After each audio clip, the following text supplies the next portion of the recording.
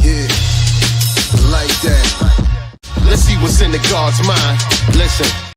I am the person of Sincereluvdagod. That mean they arms too short, like Sir Anthony Shaw. What's going on, family? Welcome to another episode of SincereluvdagodCast.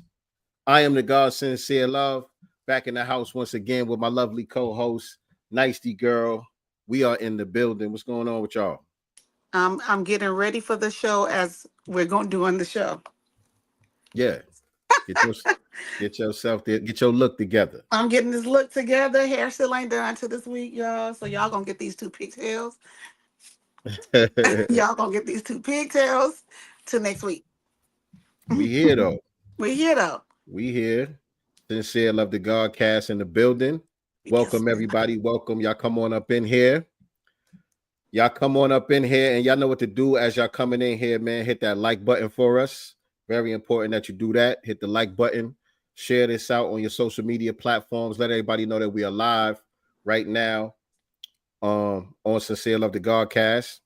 Today we're going to be talking about the whole debacle with Shedeur Sanders and the NFL, the white media, all of that. That's definitely what we're going to be getting into today. And the raccoon media too. The raccoons too. Absolutely. The raccoons are the faces of white media. That's all it is. But yeah, we're going to be getting into all of that. So, this is a very hot topic right now. So we got to cover it. We're going to get into it. So like I said, like, share, subscribe, all of that good stuff. If you're not already subscribed, make sure you subscribe.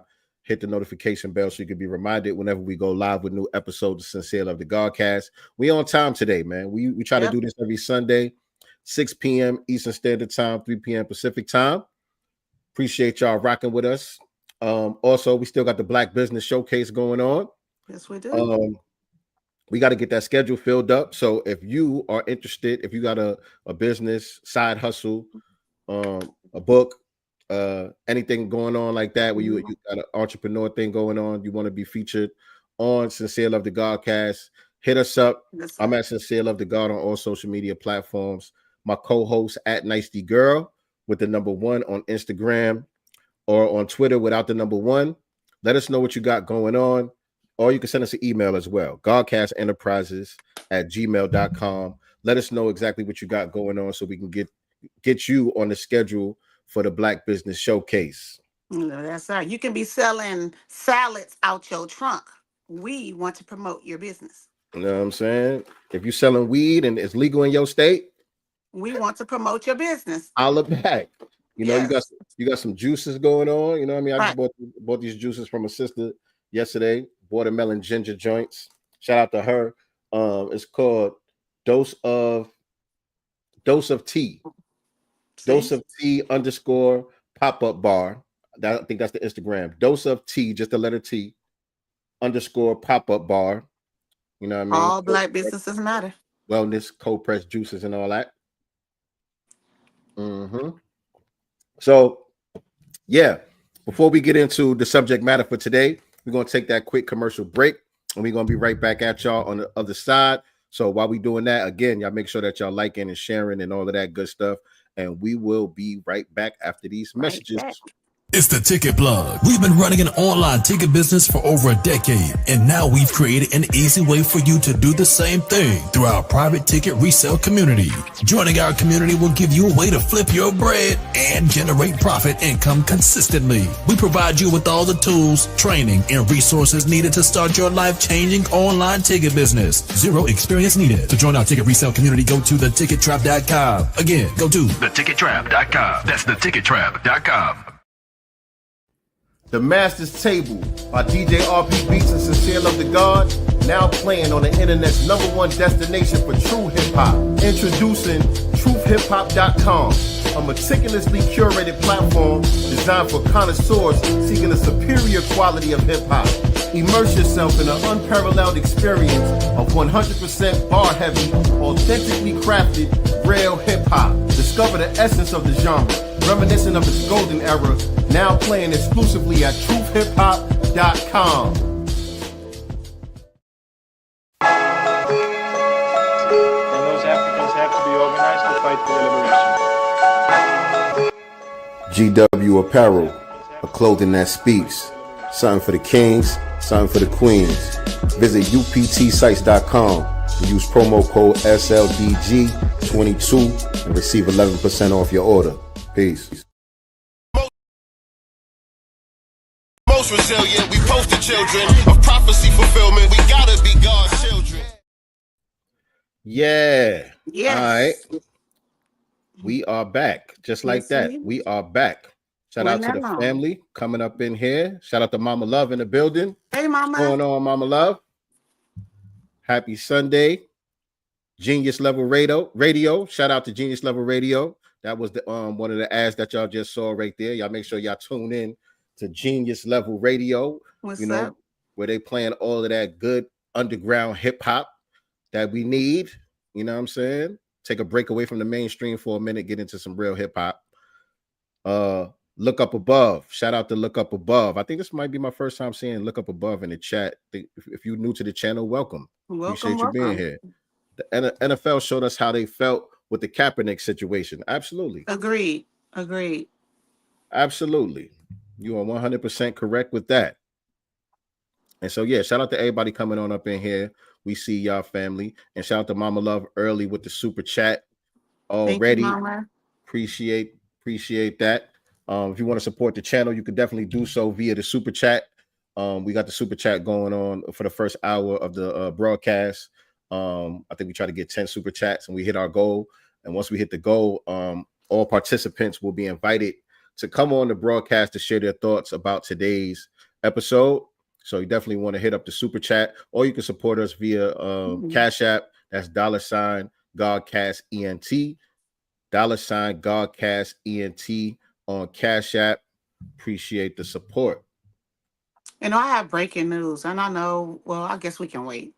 It's pertaining to the topic. I don't know how late we are. It was an hour ago. I'm not sure if you got it. Oh, maybe.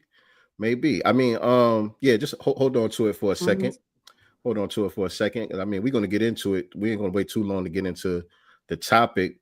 But I did kind of want to pick up where we left off last week a little bit. Last week we did our review on Sinners. Oh, yeah. We were talking about the Sinners movie and all the success that it's having and the reaction, the critical acclaim, the business side of things, the media coverage of it. You know what I'm saying? And so the movie has continued to do well. As predicted, as expected. The movie has continued to do well. It has become profitable already. Exactly. Which a lot of the media outlets were trying to throw salt early after the first couple of days. After it opened, they were putting questions out there of whether it was going to be profitable or not. Trying their best to try to throw salt. You know how they do. And Ryan Coogler has been making his rounds in the media as well, promoting the film, doubling down on the fact that this was a showcase of foundational Black American history and culture. By name specifically, letting it be known that he is like we thought. Because once we saw the movie, we were already saying, "Yo, it seemed like he been listening to us a little bit." He tapped in. You know what I'm saying? And so he kind of confirmed that in a couple of different interviews. Right. He's been saying, yeah, as a foundational Black American, this was a unique opportunity to go ahead and explore that specific part of the history. He got a chance to tap in to some of the ancient history, doing the Black Panther films and all of that, traveling to the continent and all of that, and studying that part of who we are. But with this movie was an opportunity to hone in on the history that was made right here on this land. Right. And he did a great job, outstanding job. It's a masterpiece. Already. I don't know what more we can say about how good the movie is. If you haven't seen it already, you tripping. Right. You tripping. I'm tripping because I haven't seen it twice already. I've been trying to get back to the theater to watch it again because I want to see it in IMAX. Yeah. But I haven't had a chance to go back yet, but I still want to do that. But a couple of things. Go ahead. Oh, I was gonna say, no, go ahead, because you may be saying what I'm about to say. Yeah, a couple of things, some of the conversation surrounding the movie. Some people seem to be a little confused out here, you know what I'm saying? Because in the movie they explore the blues, specifically, and hoodoo. Mm-hmm. Two very uniquely foundational Black American cultural expressions and practices. And people have been trying to attribute this to Africa. Yeah, and I was going somewhere else because I heard the Latinos is mad because they weren't represented. I'm like, yo, can we have something? what the Latinos saying? Because I ain't. They were confused as to why they were not represented in the movie because I guess the Asians were represented in the The movie. So they're Choctaws were like, represented in the movie. The right. Asians were represented in the movie. They saying, well, where we at? Hello, right. Did you forget about us? Right. Because the thing is with the Latinos, man, shout out to my cool Latino brothers and sisters. Right. But the thing is, y'all have this weird sense of entitlement where everything insane. that we get, y'all supposed to get too. Everything that y'all Mr. Me Too when it comes to us. Man, and it goes back to the word culture because these are the same groups that would tell foundational Black Americans that we possess none. Right. You know what I'm saying? So we got it all. We got it all from them. Right. We got everything from them, and we don't really got no culture and all of that. You know what I'm saying? We just some lost Africans wandering around out here with no culture, no foundation. But every time we get anything positive going on, y'all got to latch on to that. Right.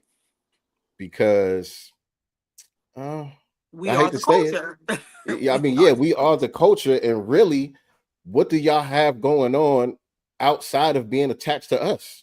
Right. That's the thing. What do y'all really got going on that can stand alone, that's specifically, uniquely yours? In the words of our good sister, Vicky Dillard, I'm your mama. Right. And they confirm it every time. I'm your mama. Right. And it's no disrespect. At all. It's no disrespect, but it is what it is. What's this weird sense of entitlement about? You know what I'm saying? Tell John Leguizamo to go make y'all a movie. About Juan Crow.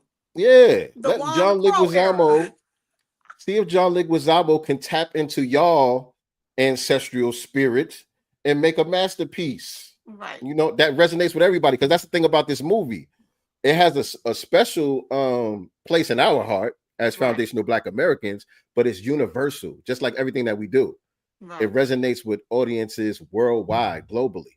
You know what I'm saying? Just like our music does, just like our fashion does, just like our language does. Everything that we do, it just resonates with the world, across the globe, across the universe. Mm-hmm. You know what I'm saying? So if tell John Leguizamo, tap into y'all spirit and see if he can come up with something. That's all. Get real. So Buff Suck. Yeah. Let's see what Buff. Why are we always pocket watching? Yeah, what Buff Suck say? He said, "Get real. Sanders is a multiple millionaire son that has already earned more money than either one of you YouTubers. Find another Floyd for the issue than a Sanders." I don't even know what you're trying to say, man. You're right. That didn't eat the way that you thought it was going to eat. And him coming from a millionaire, family or father, I should say, that doesn't negate the fact that that's his dream too. You know what I'm saying? And just like when other white, athletes want to pass down the torch to their children, same thing. And what his father's money is, or whatever trust fund, or, he gets from his dad, that does not negate the fact that this is his dream too. And he's also great at what he does. Right. And so we're not allowed to talk about Shedeur because he got more money than us? Right. What are you talking about? Yeah, that didn't make sense. Yeah, you're here. I don't know what you're trying to say, but how you doing? Welcome to the Godcast, Buff Suck. I don't like, though, when people try to act like because his father, has money that he doesn't deserve his shot at being in the NFL. If that's his dream, and it has been for a long time, which I put some clips in there, from years ago when he was still a teen, a baby, a pup, this has always been his dream. Seems like we got a few suspected white supremacists in the building, man. If any of the mods are here, let them live. Unless they get too crazy, they get too out of control, then you could block them or whatever. But they let them do what they do for now. What's going on, Jefferson Steel Flex? He says, yes, but white athletes are sophisticated and a lot more professional. Prove it. You see, Prove see, it. hopefully a couple of my people pull up who are really into sports, because I'll be forgetting some of these people's names because I'm not heavy into the sports like that. You know what I'm saying? I know enough. But I'm not the sophisticated and professional part got me. Yeah, because that's what I'm saying. The first person that comes to my mind, and I can't remember this guy's name, but the quarterback that the Pittsburgh Steelers used to have, what's his name, y'all? If anybody can remind me, that white dude that used to quarterback for the Pittsburgh Steelers that had all of them SA charges and accusations going on. Right. You know, and let's not forget the ones that's beating on their girlfriends and shit. Yeah, Shedeur don't got none of those issues. With all that sophistication and professionalism. Yeah, Shedeur don't got none of those issues.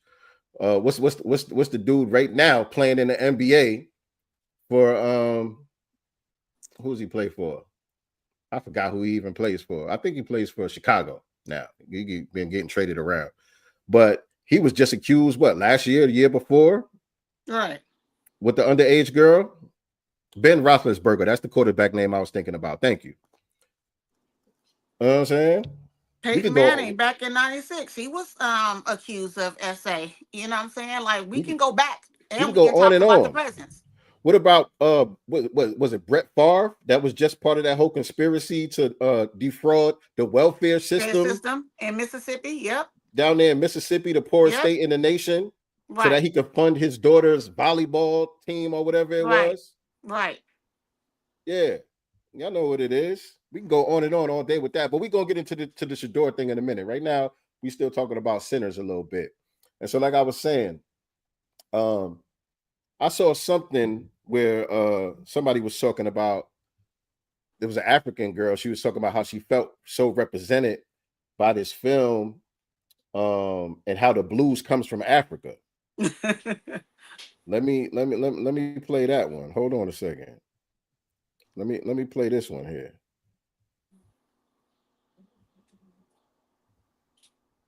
Hold on. One second. Let me get this pulled up for y'all. All right, here we go right here. This is what she had to say. Good morning. I dreamt that Michael B. Jordan bit me in my sleep. You know how I'm into like spirituality, and I'm very interested by what our ancestors' beliefs here, like the traditional African. Our ancestors' beliefs here, like the traditional African beliefs, and the way they presented music, just this magical thing. And in there you saw how blues came from Africa and how blues influenced all type of music, even hip hop and rap music today was just beautiful. And visually I had the chills, like the way the camera was swirling. When I saw the guy, les gars là qui sautent les espèces de concurrents, I had chills because I was like, thank you, representation.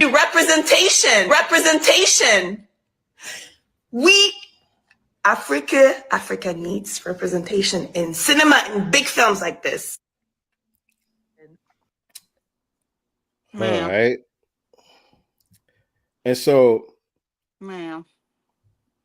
yeah, my take on that right there, I'm gonna give her the benefit of the doubt and say that she's just confused. She trolling. Nope. We are not doing that today, Sincere. We're not. I'm speaking for myself. I'm speaking for myself. Y'all know me. I could be wrong. I could be wrong, but that's what I think, because I kind of saw this coming before I even saw her post or any post like it.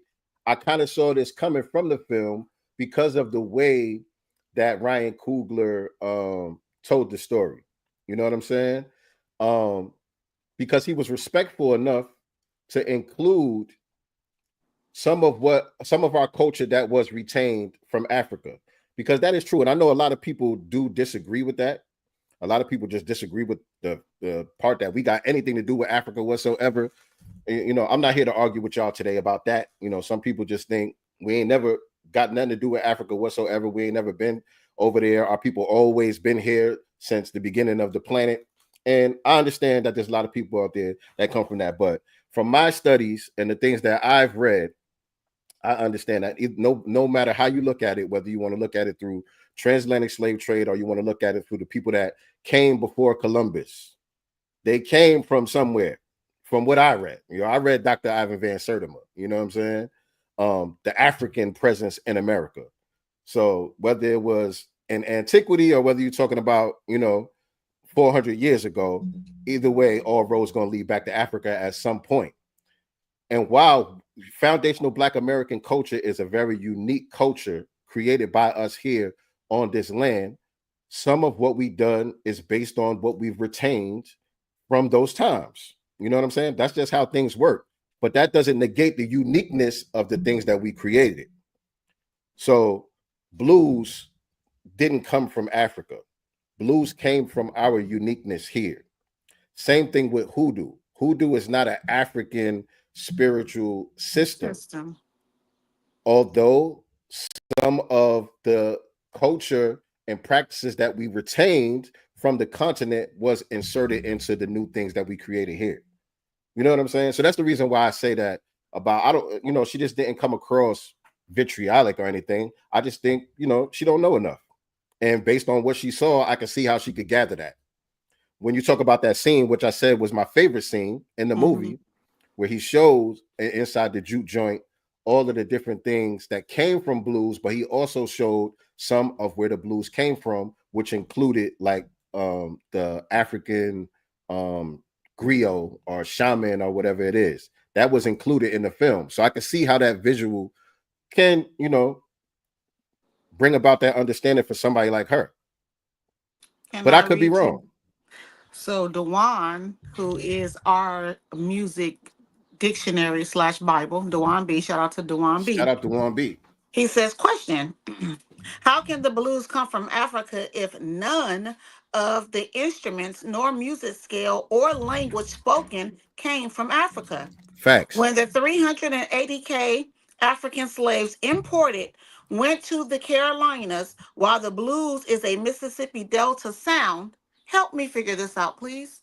This is what I'm trying to say. This is what I'm trying to say. And shout out to Dewan B. You know what I'm saying? He nailed it. And I think he goes on to say, and before y'all bring up the drums, there's a video. Huh? I just put it in our materials. But yeah, he said before y'all go to bring up the drum set was created by foundational Black Americans. Right. You know what I'm saying?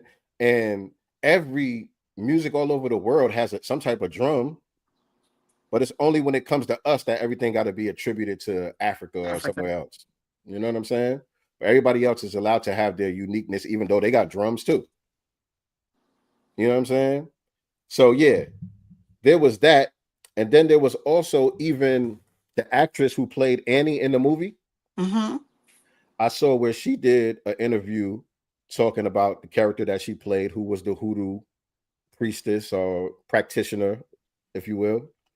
And she was talking about how playing this role connected her with her Nigerian ancestry. I don't think I have that in here. I didn't see it. I don't think I had that in there, but that was one of the things that threw me off a little bit too. But what I did get out of what she was saying was how us foundational Black Americans, we have been the ones that have upheld Africa globally. We have anything positive, any positive light that has been shed on Africa, for the most part, has been upheld by foundational Black Americans. No one hates Africa more than Africans. Right. And she's from Europe. She's from Britain. And so, she's like a first generation or second generation British Nigerian. And so in just one or two generations, she's already severed from her culture back in Africa. And she finds a connection to it through playing one of us, a foundational Black American. That's what I found to be interesting about what she was saying. But it was also like throwing me off a little bit because, like, okay, you're making it seem like hoodoo comes from Africa when it doesn't. Right. Hoodoo is uniquely foundational Black American practice, just like the blues. Maybe there was a little deception there. These are the things that are developed from us for our survival. Mm-hmm. You know what I'm saying? Us being out there in them fields, us understanding, the botanical world and all of that, and our connection to the spirit realm through those things. You know what I'm saying? We have people like George Washington Carver and all of that. You know what I'm saying? And that practice is something very unique to this land. Doesn't come from Africa. It's not voodoo. It's not another African spiritual system. It's a uniquely foundational Black American practice. That's what it is. Mm-hmm. Christians feel for each other and love each other no matter what religion, race, or culture. We all American, but we love the rest of the world. Let's keep this our message. Okay. All right. What was that, Nicey? You showing something? I was showing the book, Rootwork. Mysteries of Rootwork. Oh. You know, this is a foundational Black American, book on rootwork and conjure. So yeah. I don't got that book. Who wrote that book? I got this from the Hidden History Museum. Oh. Is that okay? Is that the one that you get when you buy the deodorant? Mm-hmm. Oh, okay. Mm-hmm. Okay. Yeah, because like I said, even last week, that's not something that I've known about my whole life. You know what I'm saying? That's something I started learning about in recent times. Right. You know what I'm saying? That's the reason why I was like, for him to put that in the movie, like, nah, he got to be tapped in. You know what I'm saying? And he confirmed that. Mm-hmm. He confirmed that. What you think, Roland Martin? How do you think Roland Martin's gonna feel about him, identifying himself as a foundational Black American? You know what it is, man. And I can't speak for Roland, of course. Roland is Roland, but I think and we talked about this before. A lot of people, they just don't like Tariq. That's it. You know what I'm saying? It ain't that they don't have an understanding of what we talking about. Right. You know what I'm saying? They know what it is, but a lot of people just don't like Tariq, and so he the one that coined the phrase. So that just grinds their gears, right? Automatically. You know what I'm saying? And Which is sad. It is what it is as far as that. But shout out to Tariq, man. He coined the term. It caught on and it's sticking. Right. It's sticking. You know what I'm saying? We have gone mainstream thoroughly. Right. Because they said that this was foundational Black American was something that's only on social media. Right. No one is talking about this outside of social media, is what we were hearing, remember? Right. It's only on Twitter. Right. It's only on Twitter. But nah, man, and this has been a short amount of time. And of course, we do have social media, and you know what I'm saying, a better way to communicate with each other. You know what I'm saying? So that, of course, things like this can spread faster. But this is a short amount of time. Yep. It's a very short amount of time. People are getting on code with the message, with the language, all of that. What did our sister Vicky Dillard say? Power is coming from the ground up. Right. Facts. Yet another one, from New Black Media. We've been ahead of the game, even with reparations. When we were talking about reparations, they were trying to basically, quiet us down, try to overshadow our message, but then they had to get on with it, even though they don't mean anything by it. Now they want to start talking about HR 40, which we know has been on the books for 30, 40 years, but it's forced the conversation because of the Black grassroots. Right. Facts. Because of the New Black Media. More than anything, I'll say New Black Media and the Black grassroots. From these very small circles. Right. Very small circles of us getting on the same page, getting on code, making that vibratory frequency increase. Right. You know what I'm saying? That's all it takes. That's all it takes. Like he said, the 300. The 300. We are here now. And so let's get into today's topic, man. We talking about, again, the NFL's silent war against Black excellence. and how it pertains to the Shedeur Sanders debacle that we've seen over the last couple of days. So for those of you who have been living under a rock and don't know, the NFL draft has taken place over the last couple of days. Shedeur Sanders, who is the son of NFL legend, or just sports legend, because remember he was a baseball player, football player, golf, right? Did he play golf professionally? I don't know. I don't know, but he bottom line for sure baseball and football. Right. He played professional baseball and football at the same damn time. Right. You know what I'm saying? So, son of Deion Sanders, the great Deion Sanders, was projected to go in the first round of the NFL draft. He was one of the top 2 quarterbacks projected to get drafted in this year's NFL draft. And he didn't get drafted until the 4th round at number 144. And so for 3 or 4 days straight, people were talking about what the hell is going on, why none of these teams are picking up Shedeur. Everybody knows his capabilities. He's already proven himself as an athlete. He doesn't really have any dirt on his name as far as being in trouble or scandals or anything like that. He took 2 college teams and transformed 2 different college teams, one HBCU down in Jackson, Mississippi. Right. Turned that program around, put them on the map under the tutelage of his father as the coach. Right. And then they went to Colorado, a team that hasn't been anything for like 20 some odd years, turned that around, made that and made that a viable program, and just has been a media sensation throughout his college career. And like I said, everybody know that he was supposed to get picked in the first round, but he got snubbed. And people have been talking about how the NFL was trying to make an example out of Shedeur and trying to humble Shedeur because many reasons. And we're going to talk about all of the reasons why we feel that they wanted to go about this public flailing.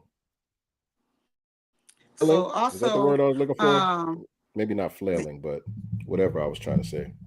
The Atlanta Falcons released a statement after the defensive coordinator's son apologized for that prank call to Shedeur Sanders. I don't know if you guys saw that, but he got some, prank call saying that he, got on another team or so, but it was actually a prank call from Jax Obridge, who made that call on Friday night. On Friday night, I made a tremendous mistake. Shedeur, what I did was completely inexcusable, embarrassing, and shameful. I am so sorry I took away from your moment, and it was selfish and childish. I could never imagine getting ready to celebrate one of the biggest moments of your life, and I made a terrible mistake and messed up with that moment. Thank you for accepting my call earlier today. And I can't see the rest because it's some words over it because it's a post, and it's kind of don't matter. It's just more white splaining. White splaining. More white splaining. Right. But for those that don't know, I think it was day 2 of the NFL draft. Shedeur had got a prank call. He's sitting around with the family. And one thing that they didn't like, that the NFL didn't like about the way Shedeur chose to go about some of this. Number one, he didn't participate in the NFL Combine. The Combine is where you basically try out for the NFL. You know what I'm saying? You go through these whole series of drills, and they test how fast you can run and how high you could jump and how strong you are, and it's kind of like a slave block auction. It's been likened to a slave block right. auction. And he chose not to participate in that because, again, he's already proven himself on the field. So it's like, I already know I'm good. You know what I mean? Y'all know what it is with me. I ain't about to go through all of this. You know what I'm saying? So that's one thing that he chose not to go through that. And then on draft day, the draft was held in Green Bay, Wisconsin. And instead of him going there to the draft, he had his own draft party. I think in Texas. I think they at the crib. I think that's where they live. Yeah. You know what I'm saying? And his brother, is streaming on Twitch and all of that, and they got their own brand and stuff going on. You know what I'm saying? Mm-hmm. He got his brand in the background and all that stuff. So he's using this opportunity to leverage, this platform to promote himself and his brand and all of that. And so they kind of don't like that. They already don't like his pops. His pops always been a very brash, braggadocious, what they would deem an uppity Negro. Yeah, but they were saying that when he was making them billions of dollars. Right. It was all good when he can make them money. Right. And so while they were, at their draft party, waiting to get a call, because they're expecting to get a call real early, but all this time is going by. I think it's day 2, like I said, or maybe day 3 when he get this prank call. But they've been waiting for a while to get a call from one of these teams saying, "Yo, we up next, and we about to call your name." And so he gets this call, and it's this white boy that she just read the statement from, pretending to be one of the team owners or team commissioner or whatever, saying, "Yeah, we up next," or whatever. Making him seem like he about to get picked. And Right. then he said some shit like, "You're just gonna have to wait a while longer," and hangs up the phone. And you see Shedeur, he's like, "What the fuck was that about?" You know what I'm saying? And the thing was, he like, "Yo, nobody got this number." Right. I was going to mention that. This wasn't his personal cell number, and the only people that had the number were given the number via email, which went to all of the NFL execs. Right. So they knew this had to be from the inside, because like, this is not my personal phone. How would anybody get this number? You know what I'm saying? And so you said it was whose son? It was hold on. The Falcons? Yeah, the Falcons defensive coordinator's son. The Falcons defensive That's Atlanta, coordinator's right? son. Huh? Yeah, Falcons that's Atlanta. is Atlanta, right? Yeah. Yeah, that's Atlanta. That's Atlanta. And Deion played for Atlanta, by the way.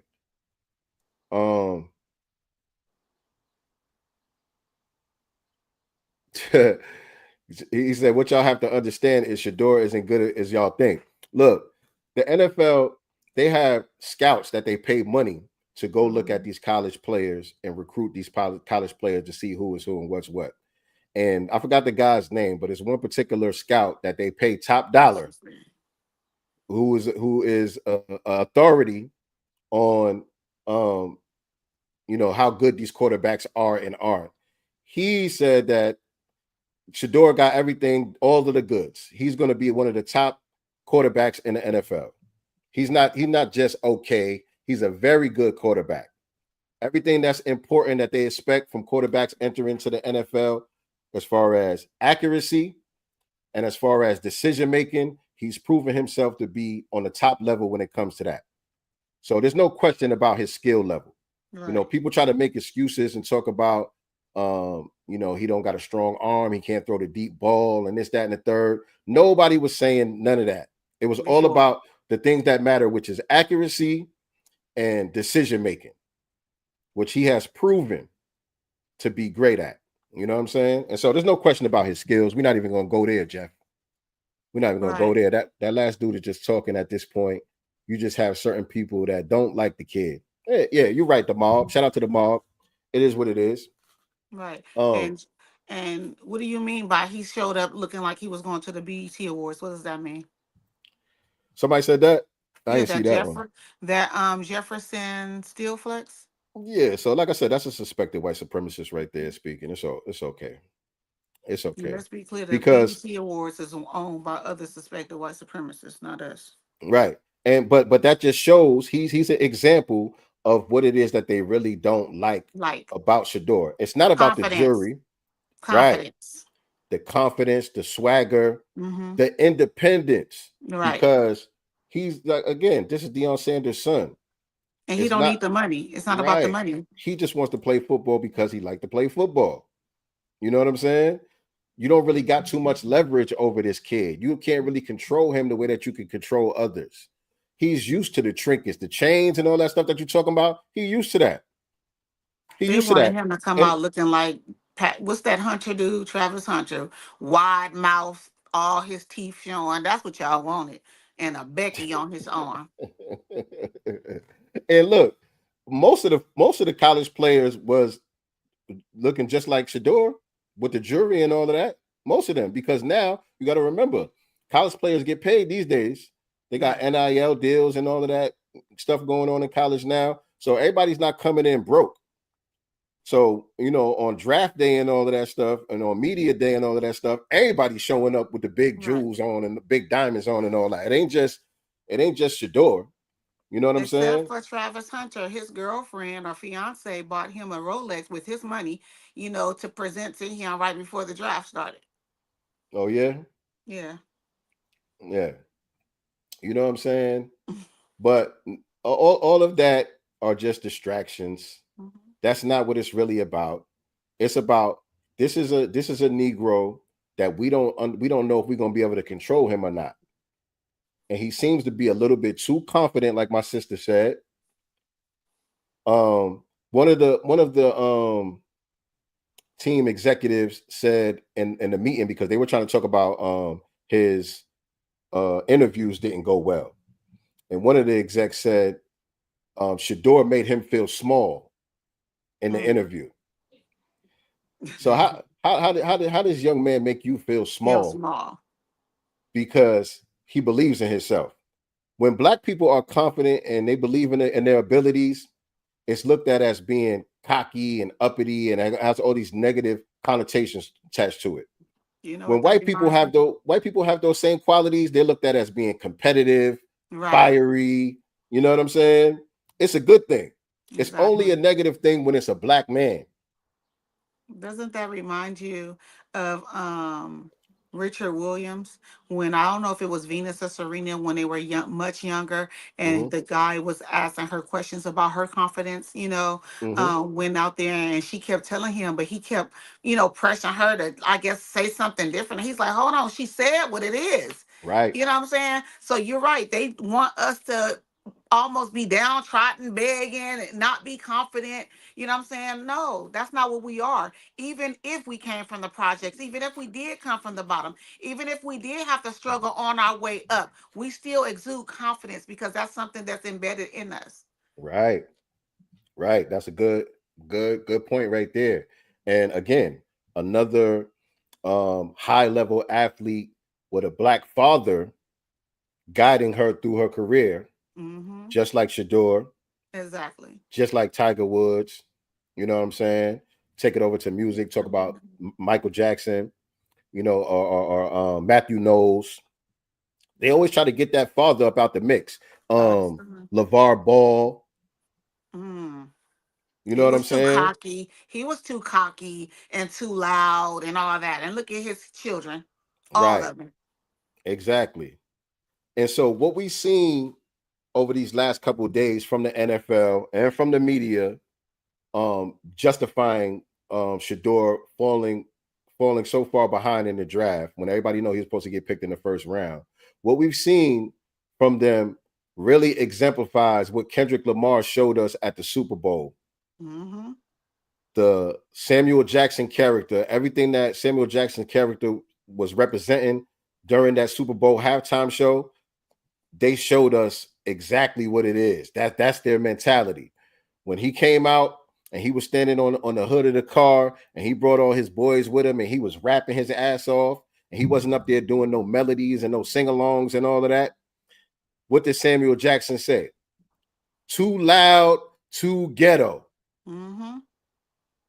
That ain't what America wants to see. And then the following song that Kendrick Lamar performed after Sam Jackson said that was "Be Humble." Sit down. Be humble. Be humble. That's exactly what they tell us. Exactly. Everything that Kendrick was trying to tell you during that halftime show, we've seen it played out over these past couple days. And this year has been very just interesting coming from these foundational Black American artists and athletes and things that we've been able to see, only first quarter into the year, starting with Kendrick Lamar and his halftime show. And then you got Ryan Coogler with the Sinners movie. You know what I'm saying? And now this stuff going on with Shedeur. So it's some very interesting times that we living in And foundational Black Americans, we representing, we moving the needle, we controlling the narrative. Leading the charge always. Right. You know what I'm saying? And so, where was we? We basically broke down the thing about the prank call situation, but let me play it for people that didn't see it. And I know my thing might be going a little bit slow, but y'all bear with me. I'll play that one right there in a second. Fair use, by the way, fair use. Where is it? Oh, I gotta go here and share this tab. All right. Oh, this ain't no fair use. No, nobody don't own this. Okay. I just want to be sure. Yeah. This public domain right here. But this was it says footage leaks of rumored NFL GM family member pranking Shedeur Sanders, pretending to be an NFL team on draft day. Hey, is this Shedeur?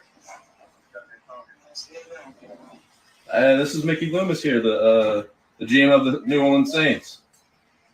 How you doing? This is Mickey Loomis here, GM of the Saints. How you doing? Good. How are you, man? Good. Been waiting on you. Yeah, we have. It's been a long wait, man. We're gonna take you with our next pick right here, man.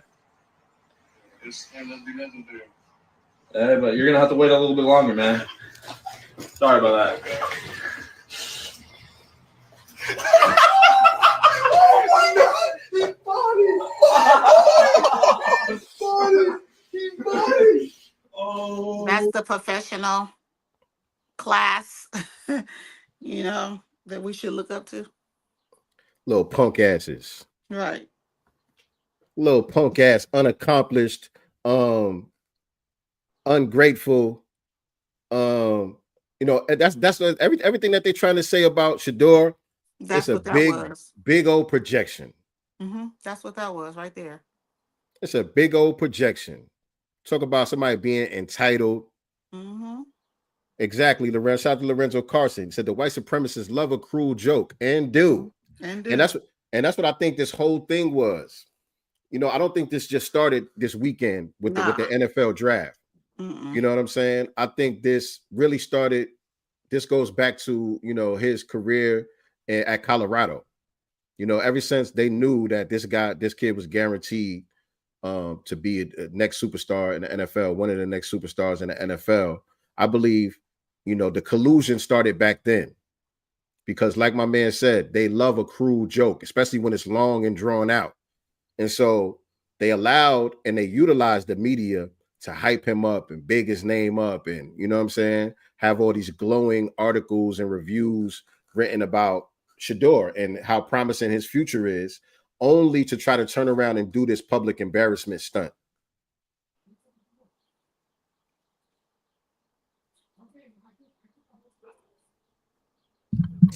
You hear she don't suspect the white suspect. They want to humble him. You can't humble him. Yeah. Because you don't have the authority to do that. And whether he made the NFL or not, he was going to be good. And whether it was first, second, or third, he's there. Now all he has to do is put in the work. So. Yes. And the thing is this, the thing about that humble situation, for people that come out and blatantly say it like this guy, he just needs to be humble. Right. They did this just to humble him. When you look at how Shedeur and his family has reacted to this whole thing, because I was watching his little brother Shiloh's Twitch stream, during the draft. They were streaming live on Twitch, and so I created a Twitch account just to log into that. And they had the whole family on there, and they chilling. They surrounded by so much love. You know what I'm saying? They wasn't over there looking defeated, depressed, angry, upset. And the way Shedeur has reacted to all of this, it don't get more humble than that. Right. After day 1 and day 2 went by and he didn't get picked, you know what he tweeted? Thank God for everything. Period. It doesn't get more humble than that. That was the first thing that he tweeted. God is the greatest. Thank God. I'm grateful. You know what I'm saying? After day 1, I think I might have that video. After the first day that he didn't get picked, when they showed him and his pops, I think I got that video right here. This was their reaction. You know, of course, they a little confused and bewildered, but was it this one right here? I think it's this one right here. I think it's this one right here. It don't get more humble than this. You know you're supposed to get picked in the first round. They pass you by, and this is how you react. Yeah, this is so funny. It's funny when he's lost for words because I know what's going on, but it's funny because he never comes to a conclusion. No, he never does. No, he gonna be the last one to ever say that. I like to have hope, and I like to trust God. Dang, God ain't it. This ain't God. This the devil. It wasn't cute after 21. That was the final straw. But you. They playing that music, so I'm gonna stop it. But you know, they couldn't crush his spirit. He's still in good spirits. Like, yeah, it is what it is, man. We know there's some bullshit, but it is what it is. It is what it is, and We I'm gonna blessed. keep regardless. We blessed out here. It's just a game, and that's the thing. A lot of times, we you know, due to resource deprivation, we see these sports activities as a way out of our situation. That's not the case here. Right. And that's why they don't like him. Right. Because it's like, you know, if he decides to start bucking the system, he starts to start using our platform to speak out about injustices or anything like that, we don't got no chain to yank. We don't got no rug to pull from under this dude. So we got to be careful about platforming him. And so for people that don't know this, the lower that you go in the draft, the least money you get. Yeah, the less money you get. And I think him getting picked in the, would he get picked in the 4th or the 5th round? I don't even know. Number 144, I think in the 4th round. And I'll let my numerologist out there talk about the significance of the number 144 and all of that. I'll let y'all break that down. I'm looking forward to seeing some of y'all touch on that. But he's not even guaranteed a contract based on where he got picked in the draft. So now he basically has to try out for the team. And mind you, they picked another quarterback before him who nowhere near Shedeur's level. Right. Nowhere near Shedeur's level. The experts are already saying he's going to be the backup. The guy that got picked over him is going to be the backup quarterback. It was in the 5th round. Thank you. Wow. Thank you. And did you see the reaction and the press conference of the Browns GM after they picked him? Let me show that. The GM for the Cleveland Browns is a black dude. I don't know if he's an FBA. His eyes look a little funny if you ask me. But this was after they drafted him. Oh, I see him. They was asking him, you know, what happened there? Why, you know, y'all could have picked him 2 rounds ago. Why y'all didn't get him sooner? And this was him explaining.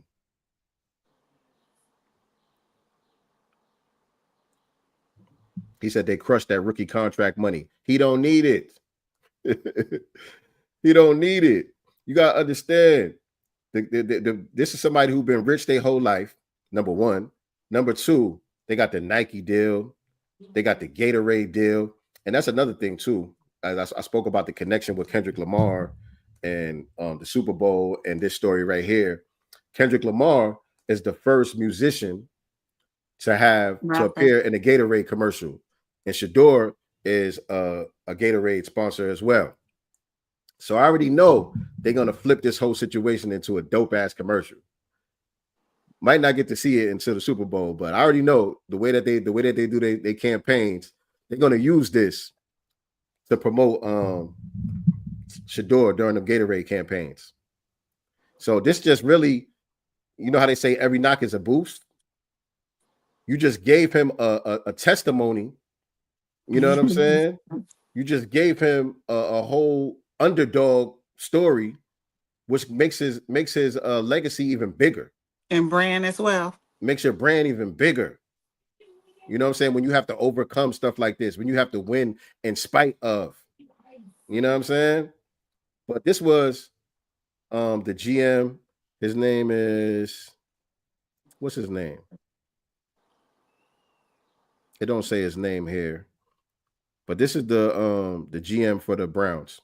Necessarily the plan going into the weekend to select 2 quarterbacks, but as we talk about, we do believe in best player available. We do believe in positional value, and he said they believe in best player available, but they picked a weaker quarterback before Shedeur. Right. Make it make sense. And mind you, this guy, he's not a real shot caller. You know, he's being told what to do and what not to do. You know, he's the youngest GM in NFL history, I think. He's a diversity hire.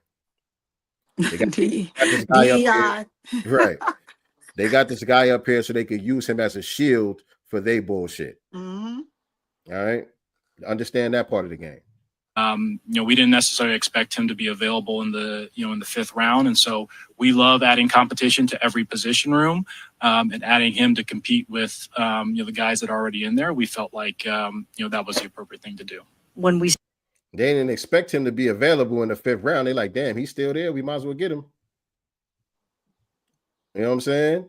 And look at how they reacted when he got picked. Usually when they announce, who's getting picked for the team or whatever, there's a lot of excitement, not just from the fans and from the crowd and people spectating, but inside the offices. They always show on camera the reaction to the GMs and everybody inside the office. And there's usually a lot of excitement. But this was the reaction. I think this is the video right here, if I'm not mistaken. This is how they reacted when he got picked, if I'm not mistaken. Is this the video? His name is Andrew Berry, by the way. Andrew Berry. Well, I think it's unfair for me to comment. No, my mistake. This was before they picked him. I'm gonna play this too, but this was before they picked him, and he's being asked, why they think Shedeur is being passed by all these teams and all of that. This was his reaction before they picked him. I'll play the other one I'm talking about after. In I guess maybe on behalf of the industry, all I can say is this: the time that we spent with Shedeur, and what he's done throughout his college career is impressive. He's an impressive young man. He's a really good quarterback. Sometimes fit comes into play, and I'd also say this: there are 4 more rounds of the draft, and then maybe lastly, it's less about where you get picked and what you do after you get picked. That's really the most important thing. Getting to know him over the course of the spring, he has a ton of resolve, and I think he's going to find himself in a really good spot. Yeah, that's kind of true, but not really true. It does matter where you get picked, contract wise and money wise. And money wise, yeah. That does matter. But I think it was the end of the other video that I played where they showed the reaction of the team. Oh no, here it goes. Here it goes right here. Here it goes right here.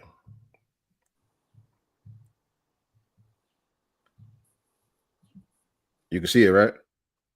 Yes. We saw your guys' reaction in the war room. It just didn't look necessarily exuberant. I think we're probably just tired from the weekend. Those clips, it's not timed up to exactly the right when time. We're actually so I wouldn't don't read too much into that. When we saw your guys' fair use, by the way, fair use. We just doing commentary on it, but I'm gonna play it real quick without no sound. Y'all could just look at. This is right after they announced Shedeur getting drafted to the Browns. And to me, when I look at him, it's like I said, they got him as this front man. He's being told what to do. You know what I'm saying? Like a lot of them. And he looks like he's just in a bad position. Like, damn, he knows this is fucked up. This is wrong. You know what I'm saying? But he got to do what he got to go along to get along. You know what I'm saying?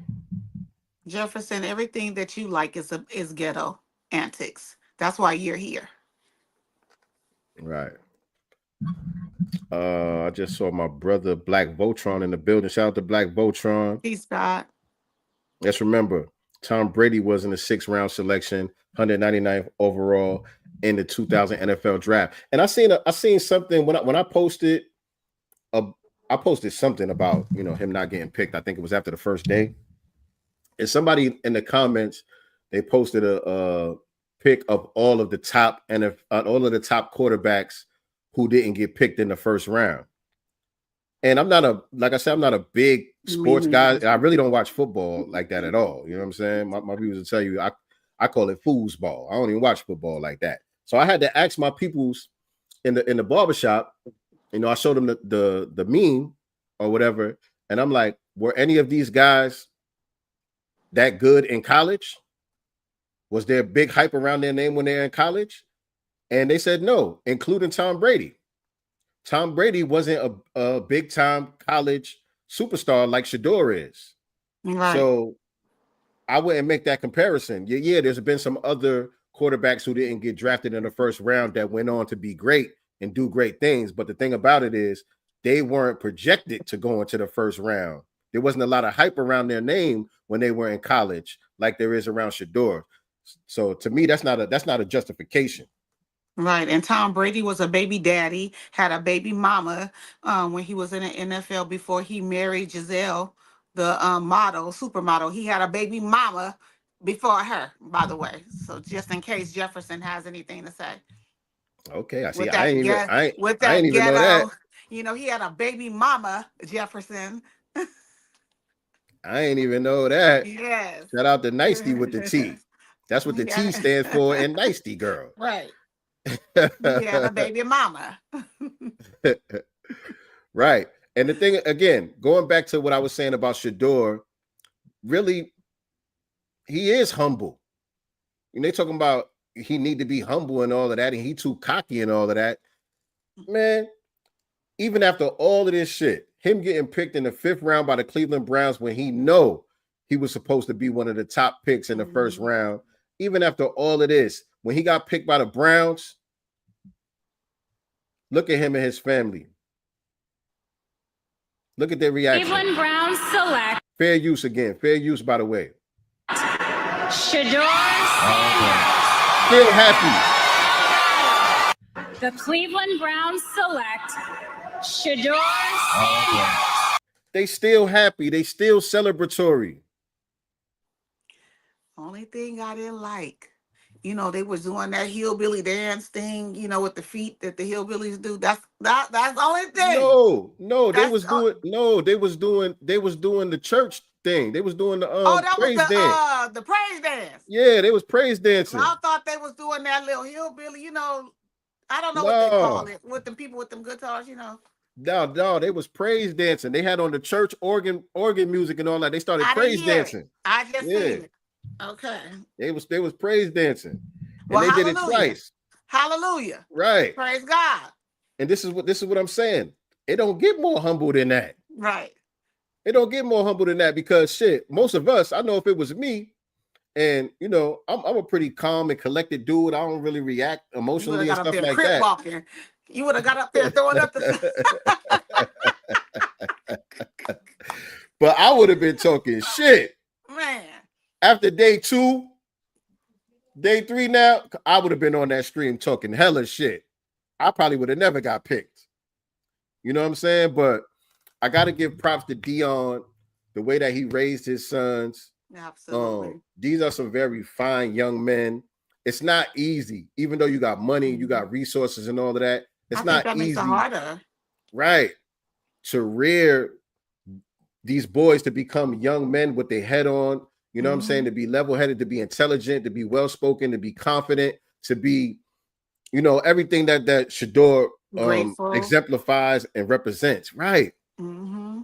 All of these things, all of these good character traits instilled in him by his father mainly and by his family overall. Right. Got to give nothing but respect to him for that. And that's because for his father, God has been the head. and he's raised his children with God as the head. And I think you can't do nothing but be blessed in that way. Right. And speaking of that, let's take a flashback. Right. I lost audio. Hold on a second. I gotta stop sharing. I'm like, we can hear you. No, not for me. For the screen share. Let me stop sharing and reshare the screen one more again. Share screen. I think this one. Yeah, this one. All right.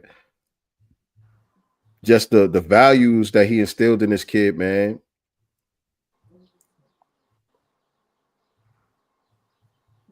This stuff ain't easy, man. As a father, I already know this stuff ain't easy, man. You go through these trials and tribulations with your sons, with your daughters, and to be able to pour into them like this and build them up like this.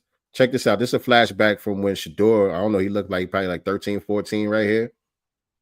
And I don't know exactly what he was going through, but his pops, just check it out. I'll just play it. Look at me. You know I love you, right? You love your dad? And fair use again, by the way, fair use. And the dude got some music playing in the background, but I think we should be good. I'm trying to figure out, how did he get humbled? He got humbled though. How? Love your dad? Yes. You love your mom? Yes. It's okay to love both of us. You hear me? You don't have to love me and hate her. Love her and hate me. You don't have to. Anybody that's been in a co-parenting situation, y'all know this shit ain't easy. Man. These conversations ain't easy. And as a man, you may have some negative feelings about the mother of your child. You know what I'm saying? Personal feelings that you have toward her, and you got to push that shit to the side and say the right things to your child, so you're not corrupting their minds and trying to, be manipulative and all of that stuff. You got to put all of that stuff to the side and deal with your child like this. That's not an easy task. It's not easy to navigate. It's okay. I love all my kids. The love I have for you is special, baby. Why? Nobody could take it. Because God created you separate. You're your own entity, baby. You are Shedeur Sanders. Don't you like everybody the same? I don't like everybody the same. So you like child less than you like me? I love all y'all different. I love different attributes that you have. You're my son, dude. You got a wonderful, giving, loving, caring heart. That's who you are. I'm just saying. But some of y'all will call him uppity, ungrateful, undeserving.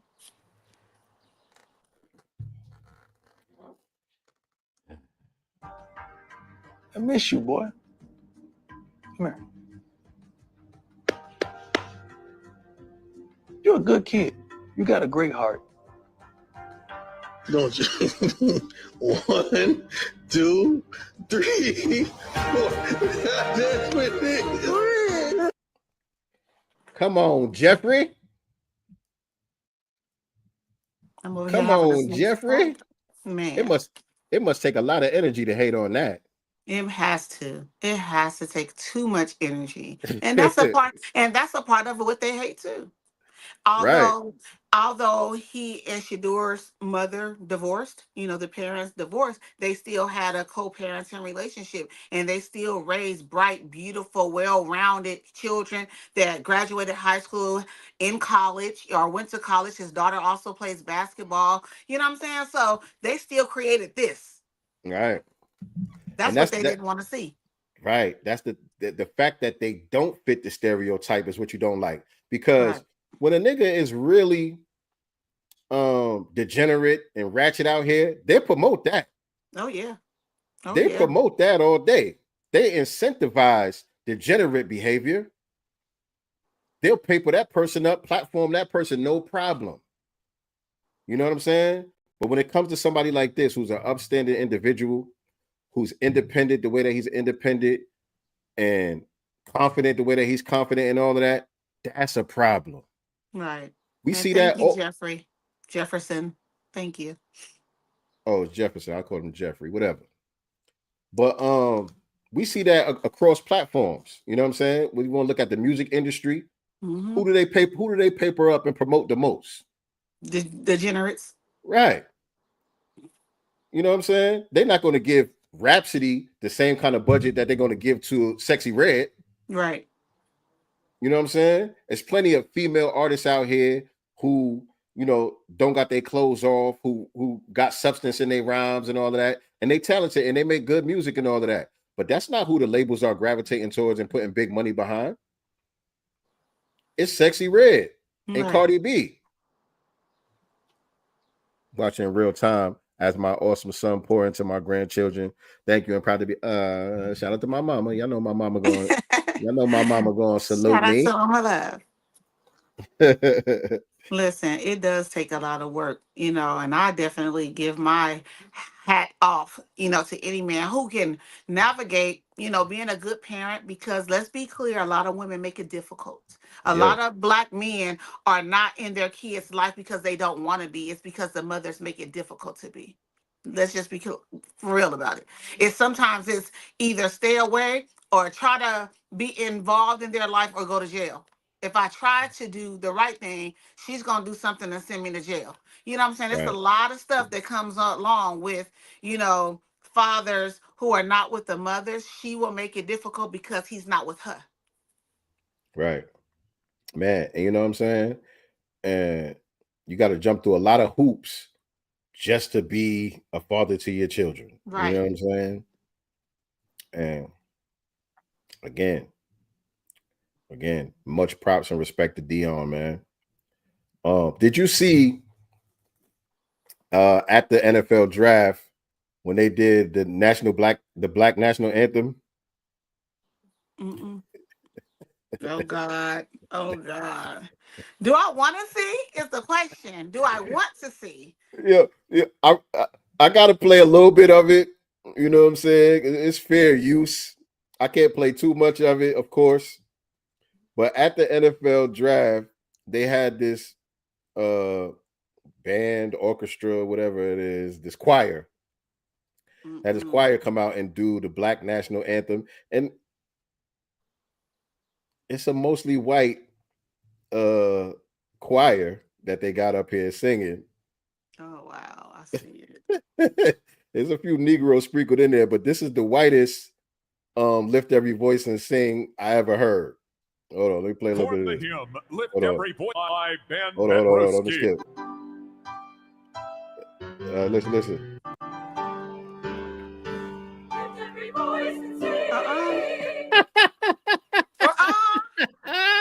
I know you lying.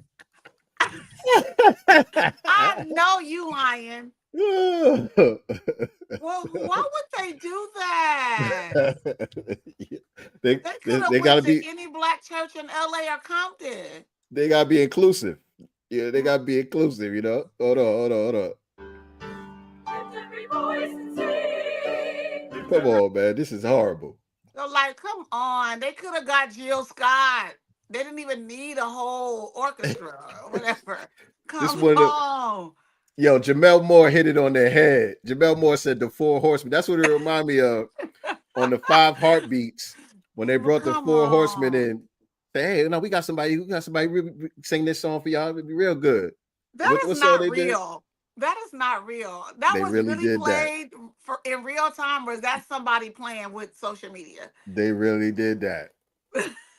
They really did that. They put all types of mayonnaise on the Black National Anthem. Mama Love said, "What in the?" And I'm with her on that. What in the was that? Man. Oh my, that was so male. That was so. Name another one. That was so potato salad with raisins in it. Right. It was Rice Krispie treats. That was Rice Krispie treats.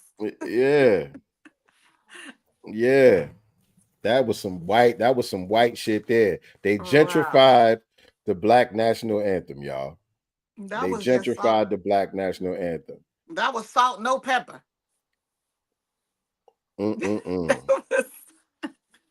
Right. They was sued for that. Yeah. My bad. They was in Green Bay, Milwaukee, not Wisconsin. They was in Green Bay, Milwaukee, not Wisconsin. Oh my God. Yeah, shout out to my brother. Shout out to my brother, Pastor Tony, in the building. Pastor Tony. Pastor Tony, He said, Lord. Did you hear what they did to the national anthem, my brother? I'm still like, I can't believe that was some type of, editing or something. Like, come on, They bring really the real did that. video out. They really did that. I can't play no more. I ain't gonna play no more. But they That really is did wild. that. They really, really did that. Hilarious. It's like, all right, we got to include the Black national anthem, but we gonna whiten it up. We gonna make it as comfortable as possible. That is Jill wild. Scott. We can't bring Jill Scott. No, Jill Scott. That's too much so. Right. Wow. Right. I am so embarrassed. Got secondhand embarrassment. I am embarrassed about that. That is crazy. But I think our brother is gonna be okay. Shedeur is gonna be okay.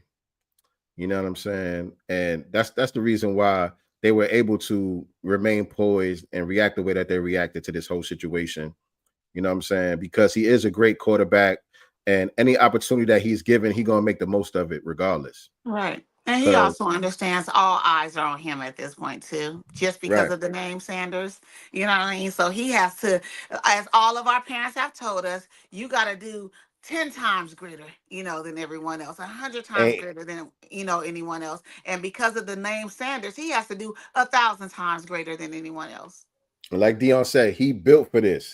His whole life, he's been prepared for this moment. Right. They knew that anything like this could happen, and it did. You know what I'm saying? So he prepared him for it. So again, kudos to him for that. You know what I'm saying? He's not going to stop preparing him.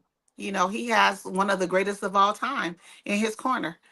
The greatest trainer of all time. You know what I'm saying? Like, you're Deion Sanders' son. And something that Trump said, that he said, he mentioned his genes, right? That was kind of cringe. From a white person, when they start talking about our genes, it's like, don't say that. Don't say that. But Trump did tweet out. I think it was after day 2. Yeah. Trump tweeted out, "What the hell is the NFL thinking?" Right. Shedeur is a great guy, great athlete. He got his father's genes. Y'all better get this Negro up on that field. What y'all doing? Right. Trump said, y'all tripping. And that threw a lot of the Democratic shields for a loop. They didn't know what to do with that. Right. They didn't know what to do with that. It was one that was in the barbershop. I heard I wasn't part of the conversation, but I was overhearing him talking to somebody else. And they trying to come up with anything. Oh, Trump, only reason he doing that because Deion voted for him. How you know who Deion voted for? How you know? Shut up. He only doing that because if Deion didn't vote for him, he would have never said that. I'm like, they say anything. All Deion has to do right now is keep the snow blowers away from him. You know what I'm saying? What was that girl, ladies? What did she call Shannon Sharp's? The gravy, something gravy. Keep them heifers away from him, so he can remain focused. We do not, because they gonna send them. I don't think we got to worry too much about that. I don't think we got to worry too much about that. Heavy. You can't save everybody, but Deion tried to save the whole squad when he was over there in Jackson State before they went to Colorado. I think it was when he was still in Jackson, whatever that HBCU was down there in Mississippi, where he was coaching at. He brought in Brittany Renner to talk to the whole team to try to give them some game on what to look out for. You know what I'm saying? Not just with the snow bunnies, but just with predatory women in general. Yeah. You know what I'm saying? But definitely in the snow, you got to bundle up in that snow. You got to, y'all see what Shannon Sharp going through this at his big age. Right. Layer up, nigga. At his big age. And I think there was a second accuser that came out against Shannon Sharp now. And I think it was Michelle from the live. What? The name of the woman, the name is Michelle. And remember the audio that leaked from when he was on Instagram Live. Yes. The woman's name was Michelle. Yeah. Oh. remember he was like, "Oh, that's my Michelle. That's my Michelle. Yeah, there you go. That was there you go. Because come here, let me get my Michelle's." Jackson State University. Thank you. That would have like ruined the moment. Just hearing someone in your ear saying that old shit. That's my Michelle's. There you go. That was just old. But I think she's the second accuser. That's I think crazy. it's the same woman. That's crazy. Because she was saying that they've been in a relationship for a long time or whatever, and she found out that he was cheating. And girl, she confronted him about the cheating, and she was telling him, she wasn't dealing with him no more. And he was like, all right, well, let's smash one last time or whatever. And she was like, no. And he basically took it. He forced her. And so y'all were face to face, and you said it's over because you cheated on me. And he said, all right, well, that's cool. Go on about your way. But let me go on and tap one more time. And you said, no, Shannon, no. And then he happens to, girl, shut up. And then he took it and, girl. Forced oral. They say forced oral. And she said, he said he's gonna make it so no other man never want her after this. And so that's why the grape is not in the lawsuit. She's only suing for defamation because of he was talking about ruining her for any other man, so they wouldn't want her or whatever case may be. I don't know. Shannon got himself. My sister name is Michelle, so that could have been her. So how we know it's you? I mean, girl, relax. Keep the snow bunnies and the snow Latinos. Travis Hunter already caught one. Yeah. And she As I say, you can't save everybody. Right. Can't save everybody. But Deion, he at least tried. He tried to steal some game. And so, his boys is not like the other guys that he had to coach, because most of these guys, they don't have that worldly experience. They come from, a lot of times they just come from these country backwoods places. They ain't really, all they ever did was play football. Yeah, you know what I'm see saying? that Travis Hunter's father had to get permission, I guess, from his parole officer to show up at the draft or whatever, which I don't feel like they needed to show all that. That's his private business, but again, that's the type of father or parental situation that they want to see. I didn't see that. Yeah, I did. But he's from Florida, right? I know he went to school here. Florida or Georgia? He lived here. He went to school here in Georgia, not too far from where I'm at. Okay. I know one of the guys that coached him, but I think he's originally from Florida, and that's where he got drafted to. Yeah. And my son says that he plans to marry this girl in July. Yeah, I heard that too. Mm-hmm.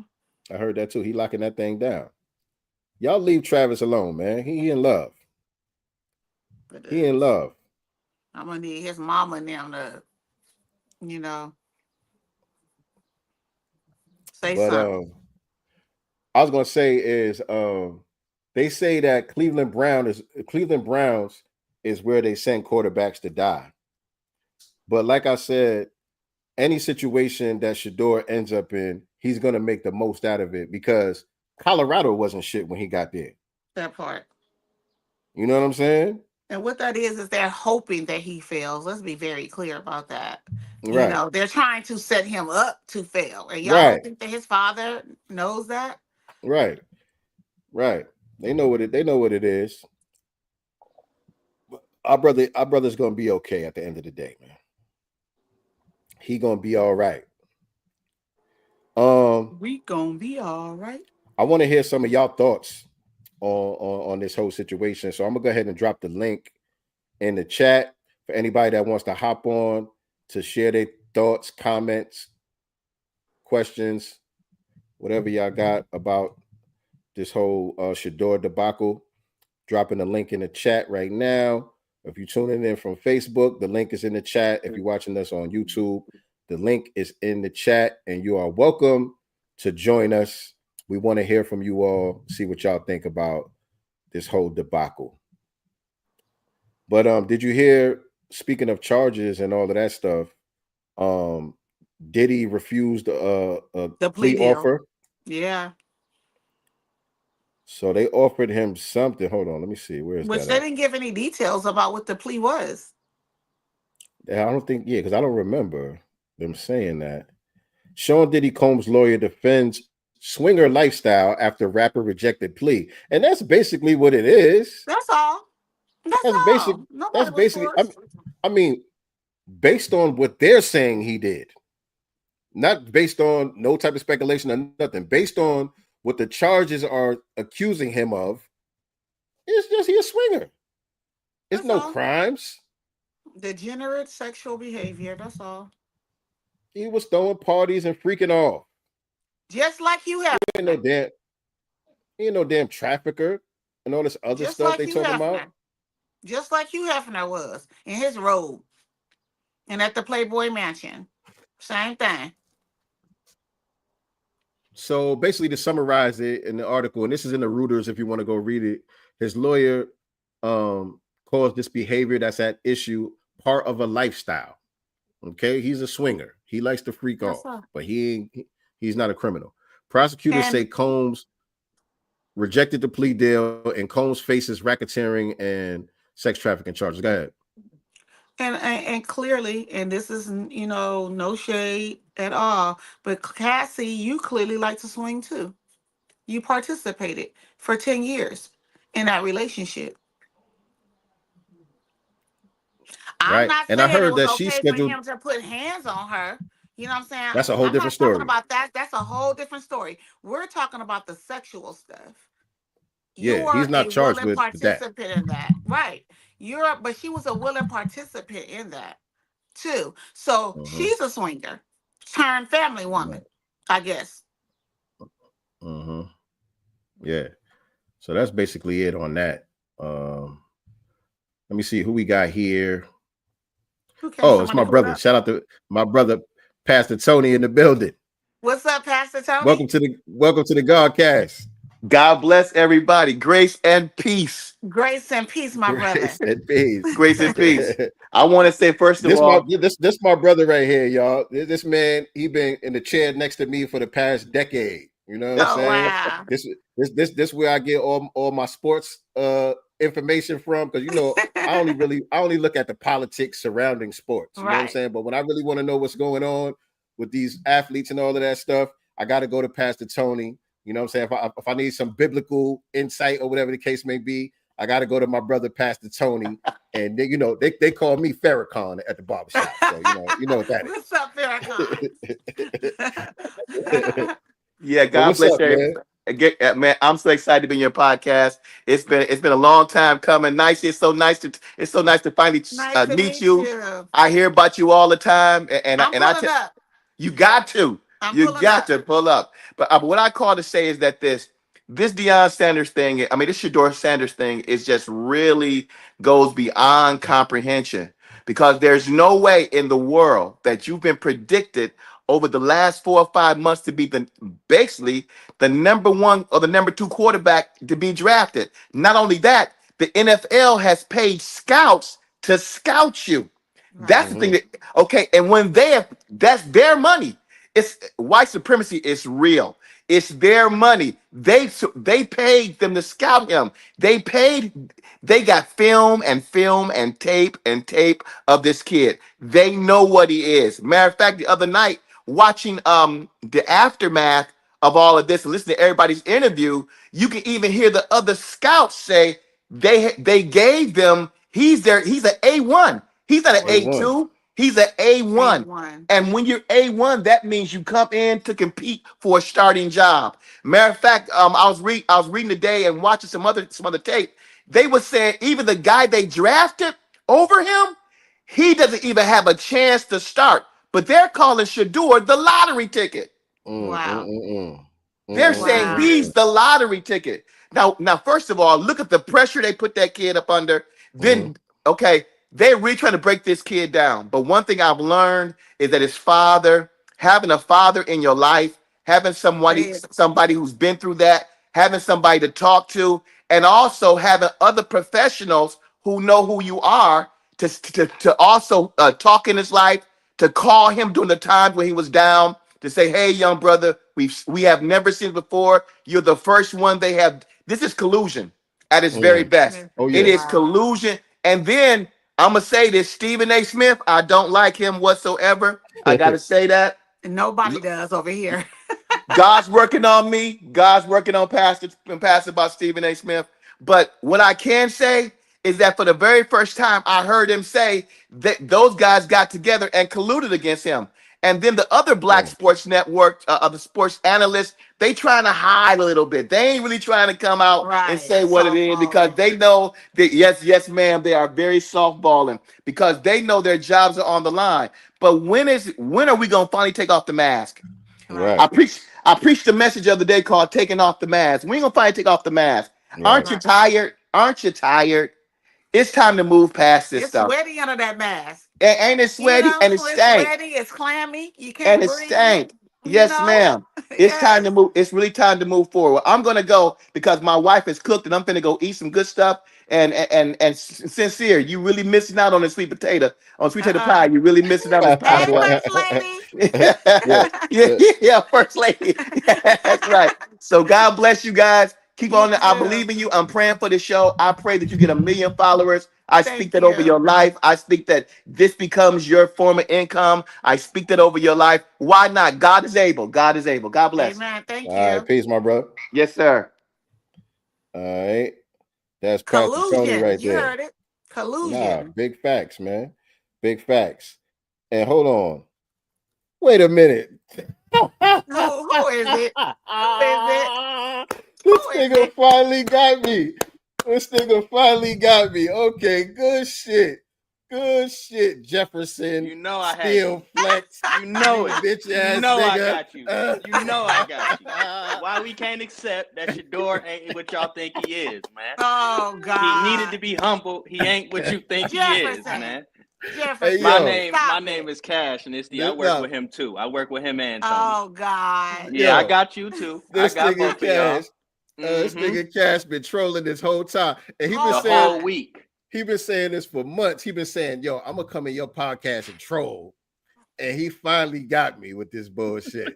You lucky you ain't get blocked. Did you see the Snow Bunnies Forever, Black Queens Never? Did you like that? Yeah, I saw that. Yeah, I thought that one was gonna give it away, man. If I saw that, I would have knew it was you. If I saw that, I would have knew it was you.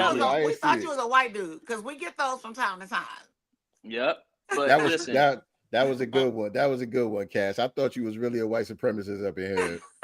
Now, I do believe you correct on the white supremacy, but I also believe it's business move. Because you got to understand the views that they got for us anticipating his draft is that someone said online that shit was damn near Super Bowl numbers. Wow. They got paid off of this, like real deal. I know for a fact he should have been first round. They drafted, what's the boy name? Tyler Scum or something. I don't know the boy name. They drafted some dude from Mississippi. Out of two quarterbacks, listen, Cam Ward is better than him. We ain't going to discuss that. But after that, who you got left? Nobody. Okay. So you 110% correct. But like I said, I had to come in here and get on your damn nerves. I had to. I told you I was going to do it. I had to go on there. You ain't shit, Cash. Yup. I had to. Hey, Sin, you seen I changed my picture to Charleston White too. I got your ass, man. Oh God. Yeah, that was good. That was you good. You ain't think Jefferson still flex with some bullshit? Yeah, I was calling you something else. I wasn't even saying Jeffrey. Jefferson. You was calling me damn Jeffrey because you was thinking about Jeffrey Dahmer. What the hell wrong with you, man? Get your ass off my damn podcast. All right, man. y'all. Appreciate you for having me. Gotcha.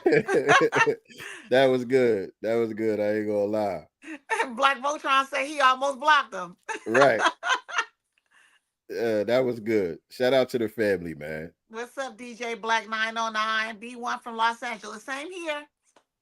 All right, Black LA in the building. Black LA in the building. So listen, family. Like I was saying earlier, if you wasn't here, we trying to fill this schedule up for May for the Black Business Showcase. So if anybody on here that's watching live or on the replay, if you are a business owner or entrepreneur and you would like to have your products, your services featured on our channel, hit us up, godcastenterprises@gmail.com. godcastenterprises@gmail.com, or you could DM either one of us on social media. I'm at Sincereluvdagod on all social media platforms. Nicety Girl with the number 1 on Instagram, without the number 1 on Twitter. Let us know what you got going on so we can get this schedule popping for May for the Black Business Showcase. That is our weekly series where we bring on business owners, entrepreneurs, chop up good game about business. Yes. And I want to do a broadcast maybe this week since we don't have nobody, Nicety. Okay. Well, remember, I leave Thursday to Cabo. Oh shit! I'll be gone. I won't. So I won't be available Thursday or Sunday, next Sunday, because I will be in good old Cabo getting a tan. Well, if we don't get a chance to do it before that, that's fine. I just want to come on here and kind of recap the Black Business Showcase. Okay. I want to kind of show people the history, all of the different brands and services and different people that we had on throughout the years. Now it's been years. We've been doing that, and so I want to kind of recap it and show people what we've covered already so far, so that people can understand what we do. What we do here is very important. It's important work. Yes, sir. All right. Anything else? I'm getting my hair done Wednesday. I'm going to Cabo. I'm leaving for Cabo on Thursday. I won't be back till next week, Tuesday. The following Tuesday. So yeah, I'm excited. Oh yeah, I'm excited for you. I'm excited. No, I'm not bringing Jorge back in my luggage either, y'all. They got I will not be doing that. They got Negroes out there. He got to be from the South. Something. Yeah, you know, he gotta have them FBA roots, not roots, roots. He gotta have them FBA roots through and through. Yes, indeed. All right.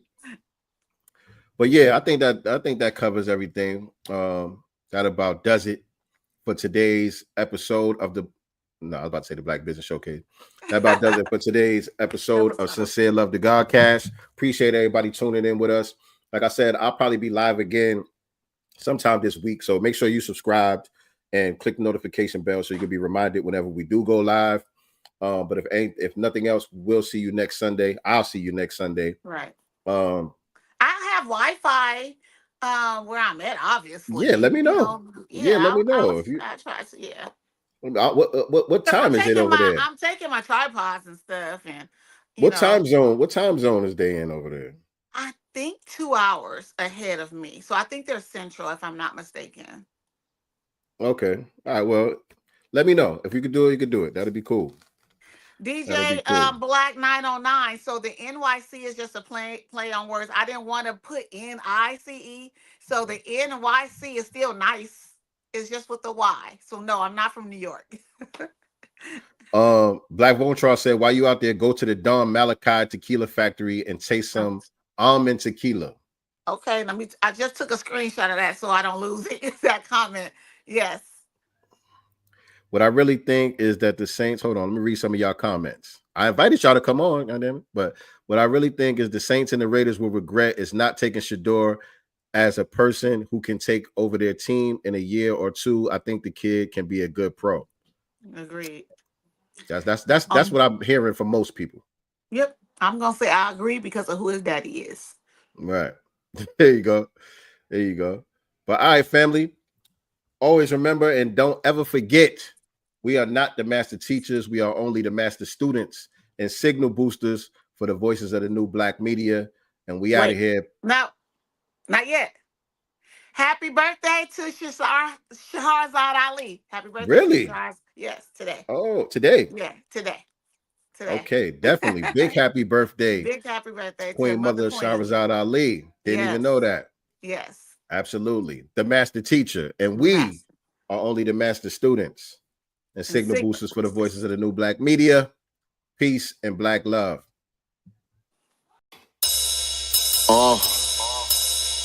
Yeah, like that. Let's see what's in the God's mind. Listen.